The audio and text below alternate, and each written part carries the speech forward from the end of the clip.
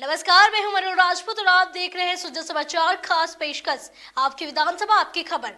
इस विशेष बुलेटिन में हम आपको दिखाएंगे आपके क्षेत्र आपकी विधानसभा से जुड़ी वो तमाम खबरें जो मुख्यमंत्री श्री भजनलाल शर्मा के नेतृत्व में प्रदेश के विकास, सुशासन और जन कल्याण की कहानी कहती है। अरावली पर्वतमाला क्षेत्र में पारिस्थितिकी संरक्षण और अवैध खनन रोकने के लिए जयपुर जिला प्रशासन ने सख्त कदम उठाए हैं। मुख्यमंत्री श्री भजनलाल शर्मा की मंशा के अनुरूप जिला कलेक्टर डॉक्टर जितेंद्र कुमार सोनी के निर्देश पर खनिज विभाग, जिला प्रशासन और पुलिस की संयुक्त टीमों ने बीते 5 दिनों में जिले के विभिन्न क्षेत्रों में व्यापक अभियान चलाया। अभियान के दौरान अवैध खनन और खनिजों के अवैध परिवहन में लिप्त कुल 50 वाहनों को जब्त किया गया। इस कार्रवाई में 46 प्रकरण दर्ज किए गए और 50,36,000 रुपए से अधिक की शास्तीय राशि वसूली गई। जिला कलेक्टर ने साफ कहा कि अरावली क्षेत्र को नुकसान पहुंचाने वाले किसी भी अवैध गतिविधि बर्दाश्त नहीं की जाएगी। भविष्य में भी ऐसे सघन अभियान जारी रहेंगे ताकि पर्यावरण और पर्वतमाला की सुरक्षा सुनिश्चित की जा सके। खेतड़ी नगरपालिका क्षेत्र में सावित्रीबाई फुले की 195वीं जयंती समारोह नगरपालिका अध्यक्ष श्रीमती गीता देवी सेनी के आतिथ्य में आयोजित किया गया। समारोह का शुभारंभ सावित्रीबाई फुले की प्रतिमा पर पुष्पांजलि अर्पित कर किया गया। नगरपालिका अध्यक्ष श्रीमती गीता देवी सेनी ने कहा कि सावित्रीबाई फुले के समय महिलाओं को घर की 4 दीवारी में ही रहने की अनुमति थी। उन्होंने महिलाओं को शिक्षित करने के लिए अपना जीवन समर्पित किया और गांव-गांव, ढाणी-ढाणी जाकर शिक्षा का प्रकाश फैलाया। लोगों के विरोध के बावजूद उन्होंने अपने लक्ष्य के प्रति कभी हार नहीं मानी। आज खेतड़ी शहर में जो महात्मा ज्योतिबा फुले पार्क बनाया है, उसमें माँ सावित्रीबाई फुले की 195वीं जयंती मनाई गई है। इसमें सभी सर्व समाज ने यहाँ बढ़ चढ़ कर हिस्सा लिया है। मैं सभी से यही कहना चाहूँगी कि जो ये उद्यान बनाया है, आप सभी इसमें आएँ, सुबह सुबह मॉर्निंग वॉक करें और सब एक साथ रहें, सब एक समानता का जुट बनाए रखें और सभी समाज के अंदर रहकर आगे से आगे बढ़ने का कोशिश करें। द्वारा माता सावित्रीबाई फुले की 195वीं जयंती के उपलक्ष्य में सर्व समाज ने बढ़ चढ़ के भाग लिया। इनका महिला शिक्षा के क्षेत्र में सर्वप्रथम जो योगदान है वो हम सब के दिलों में जिंदा है। हम ऐसी हस्ती को नमन करते हैं, दिल से सम्मान करते हैं। मुख्यमंत्री श्री भजनलाल शर्मा के नेतृत्व में टोंक जिले में पंचायत समितियों और ग्राम पंचायतों की पुनर्गठन के बाद अब वार्डों का भी पुनर्गठन और सीमांकन कर दिया गया है। ग्राम पंचायतों की वार्ड पंचायत समिति और जिला परिषद के वार्डों का पहला पब्लिकेशन 1 जनवरी को किया गया। जिला वासियों को 7 जनवरी तक आपत्तियां प्रस्तुत करने का अवसर दिया गया है। 8 जनवरी को इन आपत्तियों का निस्तारण होगा और 9 जनवरी को वार्डों का अंतिम पब्लिकेशन किया जाएगा। बढ़ती आबादी के हिसाब से पचेवर को पंचायत समिति का दर्जा दिया गया है। जिला परिषद में 6 नए वार्ड जोड़कर कुल वार्ड संख्या 31 कर दी गई है। इसके अलावा पंचायत समिति सदस्यों की संख्या अब 25 हो गई है। जो पंचायतों का जो पुनर्गठन था पूर्व में हो चुका था। इसके बाद में जो नया फेज आया था वार्ड को, जो पंचायतों के वार्ड पुनर्गठन थे, जिसमें ग्राम पंचायतों के वार्डों का पुनर्गठन, उसके बाद में पंचायत समितियों के वार्डों का पुनर्गठन और जिला परिषद के जो वार्ड है उनका पुनर्गठन के कार्य था।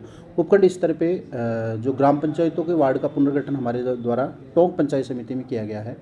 उसके तहत पंचायत समिति टोंक है, उसमें 26 नई ग्राम पंचायतें बनी हैं और साथ में ही 13 जो पंचायतें हैं वो टोडा की जो भी हमारे जो क्षेत्राधिकार में है, तो इनका हमने पुनर्गठन इनका कर दिया है और इनका जो प्रकाशन है वो कल 1 तारीख को हमारे द्वारा इनका 26 हमारे टोंक पंचायत समिति की और 13 टोडा पंचायत समिति की इनका हमारे द्वारा प्रकाशन कर दिया गया है।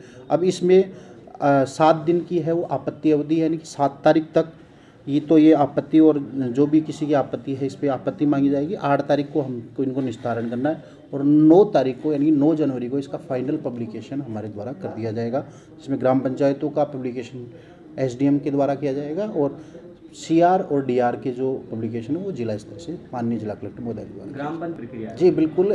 हमारे जो प्रकाशन हुआ था जब पंचायतों का, उसमें 2 मुख्य बिंदु आए थे, 2 आपत्तियाँ आई थी, एक अरनिया नील का और दूसरा फर्रुखाबाद का। तो हमारे द्वारा उनकी आपत्ति को सक्षम स्तर पे यानी कि जिला राज्य स्तर पे भेजा गया और वो दोनों का प्रकाशन पुनः आ चुका और उनमें सुधार कर दिया गया। जो लोगों की मांग थी उसी अनुसार उनको वापस चेंज कर दिया गया और उसी अनुसार वार्डों का और पंचायतों का पुनर्गठन दोबारा कर दिया गया। चुनाव को लेकर कब तक का कुछ जानकारी है, कब तक निर्देश है? अभी तक हमारे पास जो पहले इनिशियल जो निर्देश हैं वो वार्डों के पुनर्गठन का, और अगला जो आज हमारी मीटिंग जो होगी उसमें बूथ और जो वोटर लिस्ट है पंचायत वाइज और वार्ड वाइज जो है उस पर हमारा अभी तक जो डायरेक्शन है, अभी तक हमारे पास इसी पे डायरेक्शन, चुनाव से संबंधित फर्दर जो भी डायरेक्शन स्टेट गवर्नमेंट देगी उस हिसाब से। शिक्षा मंत्रालय, भारत सरकार और नीति आयोग द्वारा आयोजित विकसित भारत बिल्डथॉन 2025 के तहत राज्य स्तरीय मूल्यांकन कार्यक्रम सफलतापूर्वक संपन्न हुआ। यह 2 दिवसीय कार्यक्रम डॉक्टर राधाकृष्णन शिक्षा संकुल में आयोजित किया गया और इसकी अध्यक्षता राज्य परियोजना निदेशक एवं आयुक्त श्रीमती अनुपमा जोरवाल ने की। कार्यक्रम में कक्षा 6 से 12 तक के विद्यार्थियों ने आत्मनिर्भर भारत, समृद्ध भारत, स्वदेशी और वोकल फॉर लोकल विषयों पर आधारित अपने नवोन्मेषी आइडिया और प्रोटोटाइप विकसित कर निर्धारित पोर्टल पर अपलोड किए। राज्य स्तर पर चयनित श्रेष्ठ आइडिया और प्रोटोटाइप अब राष्ट्रीय स्तर के अंतिम मूल्यांकन के लिए भेजे जाएंगे। खाटू श्याम जी कस्बे में प्रसिद्ध धार्मिक स्थल खाटू धाम का सर्वे जिला कलेक्टर श्री मुकुल शर्मा के निर्देश पर संपन्न हुआ। इस सर्वे को MNIT और सूरत NIT की संयुक्त टीम ने किया। भारत सरकार के अमृत रिसर्च सेंटर के माध्यम से आयोजित इस सर्वे में प्रोफेसर और PhD स्कॉलर्स की टीम शामिल रही। टीम ने खाटू धाम के आधारभूत ढांचे, व्यवस्थाओं और विकास संभावना का निरीक्षण किया। सर्वे के दौरान HOD श्री नंद कुमार के मार्गदर्शन में 11 सदस्यीय टीम ने विभिन्न बिंदुओं पर अध्ययन किया। टीम द्वारा तैयार की गई रिपोर्ट उच्च स्तर पर प्रस्तुत की जाएगी, जिससे धार्मिक स्थलों के सुनियोजित विकास और व्यवस्थाओं में सुधार किया जा सके। यह सर्वे देश के अन्य प्रमुख धार्मिक स्थलों के लिए भी मार्गदर्शन का काम करेगा। जोधपुर विकास प्राधिकरण की ट्रांसपोर्ट और ऑटोमोबाइल मार्केट नगर योजना मोगड़ा का लोटरी कार्यक्रम मारवाड़ इंटरनेशनल सेंटर में संपन्न हुआ। कार्यक्रम में मंत्री श्री जोगाराम पटेल ने कहा कि मुख्यमंत्री श्री भजनलाल शर्मा के नेतृत्व में राजस्थान को 2030 तक $350 बिलियन की अर्थव्यवस्था तक पहुंचाने का संकल्प लिया गया है। उन्होंने बताया कि rising Rajasthan global investment summit में हुए 35 लाख करोड़ रुपए के MOU में से 8 लाख करोड़ रुपए से अधिक का कार्य धरातल पर उतरा है। हमारे जोधपुर विकास प्राधिकरण जोधपुर ने मेरे विधानसभा क्षेत्र के ग्राम मोगड़ा में ट्रांसपोर्ट नगर और ऑटोमोबाइल नगर का लॉटरी निकाल कर जिन आवेदकों ने आवेदन किया पूरी पारदर्शिता से, निष्पक्षता से लॉटरी का आउटलेट किया है। मैं JD सेक्रेटरी साहब, JD के हमारे महोदय जो सचिव साहब है उनको, हमारे सफाई डायरेक्टर महोदय को और सभी अधिकारियों को बहुत बहुत बधाई देता हूँ। उन्होंने एकदम सफल तरीके से, पारदर्शिता से, निष्पक्षता से इस लॉटरी प्रोसेस को किया है। इससे न केवल हमारे उद्यमियों को फायदा होगा बल्कि JD को भी फायदा होगा। JD को आय होगी तो वो जोधपुर के विकास में लगेगी। और जोधपुर में जो ट्रांसपोर्ट की समस्या है, ट्रैफिक की समस्या है, उससे निजात मिलेगी और एक नया ट्रांसपोर्ट नगर विकसित होगा जो जोधपुर के विकास में एक मील का पत्थर साबित होगा। उसके लिए पुनः जिन जिन सफल आवंटी रहे उनको बधाई देता हूँ और उनसे निवेदन भी करता हूँ कि शीघ्र वे अपना जो प्रतिष्ठान है वो इस एरिया में ले जावे और JD की तरफ से जितनी सुविधाएं विधिवत मिलनी है तो शीघ्र उनको सुविधाएं उपलब्ध कराई जाएगी। धन्यवाद। मुख्यमंत्री जल स्वावलंबन अभियान के प्रभावी क्रियान्वयन और प्रगति की समीक्षा के लिए बैठक आयोजित की गई।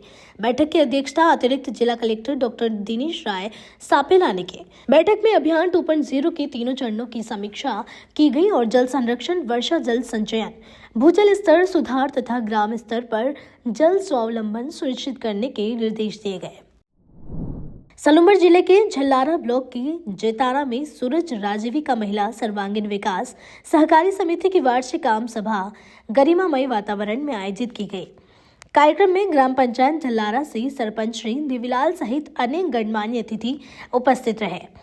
इस अवसर पर IDBI बैंक के शेखर ने महिलाओं को बैंकिंग सुविधाओं, ऋण प्रक्रिया और समय पर ऋण अदायगी के महत्व की जानकारी दी।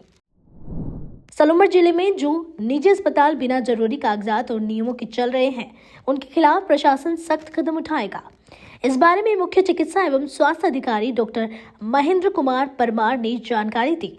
डॉक्टर परमार ने बताया कि जिले में कुछ निजी अस्पताल ऐसे हैं जिनका पूरा पंजीयन नहीं है और जिनके पास जरूरी प्रमाण पत्र भी नहीं है, जबकि किसी भी निजी अस्पताल को चलाने के लिए अस्पताल का वैध रजिस्ट्रेशन, प्रदूषण नियंत्रण मंडल का प्रमाण पत्र, बायोमेडिकल कचरा निपटान की अनुमति और इस्तेमाल होने वाली मशीनों का पंजीयन होना जरूरी है। सलूमपुर जिले में अगर जो बिना दस्तावेज के अगर कोई प्राइवेट हॉस्पिटल चला रहा है तो उनके खिलाफ सख्त कार्रवाई की जाएगी। जैसे कि पॉल्यूशन कंट्रोल बोर्ड का सर्टिफिकेट होना चाहिए, बायोमेडिकल वेस्ट मैनेजमेंट का भी उनके पास होना चाहिए। इसके अलावा वैध जो भी है वहाँ कार्मिक हैं वो होने चाहिए, उनके डिग्री वगैरह। और जो लैब भी कोई चला रहा है तो लैब भी उनको भी क्लिनिकल एस्टेब्लिशमेंट के तहत उनको अपना रजिस्ट्रेशन करवाना है। तो उनको हमने अभी अखबार के मार्फत सचेत कर दिया है। अगर इनकी पालना नहीं करते हैं तो इनके खिलाफ नियमानुसार कार्रवाई की जाएगी। कब तक डॉक्यूमेंट जमा करवाने के बाद में इन पर डॉक्यूमेंट्स तो अतिशीघ्र इनको जमा करवाने निर्देश दे दिए हैं, ठीक है। और नहीं देते हैं तो फिर नियमानुसार कार्रवाई करेंगे। बिल्कुल जिले के अंदर जो भी इस तरह के कोई क्लिनिक हैं, भले कोई भी वो बंगाली नीम हकीम है या अन्य कोई नीम हकीम है, इस तरह के जो अवैध चिकित्सालय चला रहे हैं बिना अनुमति के, उन सबके खिलाफ कार्रवाई की जाएगी। और पूर्व में भी हमने संबंधित ब्लॉक सीएमएचओ को निर्देशित कर रखा है कि उनके खिलाफ कार्रवाई करें और उनके खिलाफ एफआईआर दर्ज करावें। सलूमपुर जिले में बढ़ते साइबर अपराधों पर रोक लगाने और आम लोगों को डिजिटल सुरक्षा देने के लिए साइबर पुलिस थाना शुरू किया गया है। यह साइबर थाना पंचायत समिति सलूमपुर कार्यालय के पास स्थापित किया गया है। साइबर पुलिस थाना का उद्घाटन पुलिस अधीक्षक श्री राजेश कुमार यादव ने किया। इस मौके पर उन्होंने कहा कि यह थाना आम नागरिकों की सुरक्षा के लिए एक महत्वपूर्ण कदम है। अब ऑनलाइन ठगी, साइबर फ्रॉड और अन्य डिजिटल अपराधों पर तेजी से और प्रभावी कार्रवाई की जा सकेगी। राजस्थान सरकार के शिक्षा विभाग द्वारा पीएम श्री राजकीय उच्च माध्यमिक विद्यालय रिंगस में आयोजित राज्य स्तरीय शिक्षक क्रीड़ा एवं सांस्कृतिक प्रतियोगिता में सलूमपुर जिले ने शानदार प्रदर्शन किया है। पहली बार राज्य स्तर पर भाग लेते हुए सलूमपुर जिले के दल ने समूह गान प्रतियोगिता में द्वितीय स्थान प्राप्त कर जिले का नाम रोशन किया। सलूमपुर जिले से यह पहला अवसर था जब समूह गान में जिले का दल राज्य स्तर पर पहुंचा। दल ने पद्मश्री डॉक्टर कन्हैयालाल सेठिया द्वारा रचित प्रसिद्ध गीत धरती धुरारी का सुंदर गायन किया। प्रतियोगिता में प्रदेश के 36 से अधिक जिलों के दलों ने भाग लिया। सलूमपुर के दल ने विभिन्न वाद्य यंत्रों के साथ राजस्थान की संस्कृति और गौरव को दर्शाते हुए राज्य स्तर पर दूसरा स्थान हासिल किया। आपकी विधानसभा आपकी खबर बुलेटिन में आज के लिए इतना ही। फिर मिलेंगे नई खबरों के साथ। तब तक के लिए देखते रहिए सुद्धा समाचार। हमारे चैनल को लाइक, सब्सक्राइब और शेयर करना ना भूलें। धन्यवाद।